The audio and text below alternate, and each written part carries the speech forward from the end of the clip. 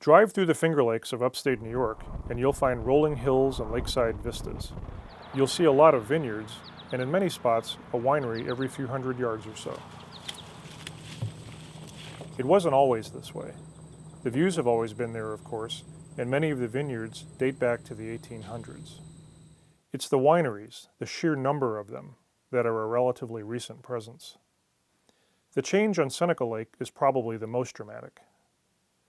It had no wineries on its shores in 1976 and now boasts 60, more than any other lake. They dot both the eastern and western shorelines. Well, no, I never imagined it would get this big. The spot where you and I are standing right now 40 years ago was a vineyard. What happened? Credit goes to the New York Farm Winery Act of 1976. It may be just a bit of legalese, but it kickstarted an industry. The law allowed smaller winemakers to sell their wines, made from New York grapes, directly to consumers, right out of their own tasting rooms, set among the picturesque vineyards. The new winemakers could keep the profits to themselves. They could open wineries and lure visitors, creating both a new manufacturing industry and establishing the Finger Lakes as a major tourism destination. Before then, New York's grape growers had been facing a crisis. They had been accustomed to selling their grapes to a handful of large winemaking companies like Widmer, Great Western, and Taylor. But the market was drying up. There was also mounting pressure on the American wine market from imported brands. The grape growers were also hampered by laws that were a relic of the time when Prohibition ended.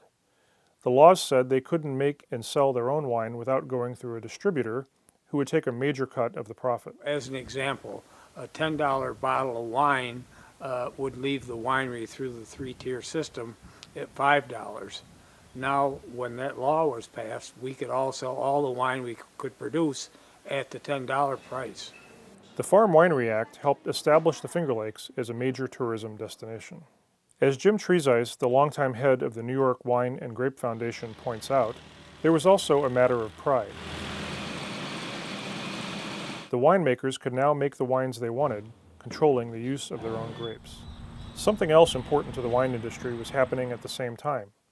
An immigrant from the Ukraine named Dr. Constantine Frank was proving that some of the famous European grape varieties, like Riesling, Chardonnay, and Pinot Noir, could be successfully grown and turned into good wines in the frigid wine country of upstate New York. Dr. Frank opened his winery near Hammondsport on Cayuga Lake in 1962, using only the classic European vinifera grape varieties. By the late 1970s, his effort had attracted the notice of the grape growers and startup owners who were about to launch their own winemaking ventures. Those two factors, the winery law and the move to European wine varieties, worked on parallel tracks to build the robust wine industry that you'll find in the Finger Lakes and elsewhere in New York today. It now provides $4.8 billion in economic benefits annually for New York State, supporting more than 1,600 family vineyards and more than 400 wineries.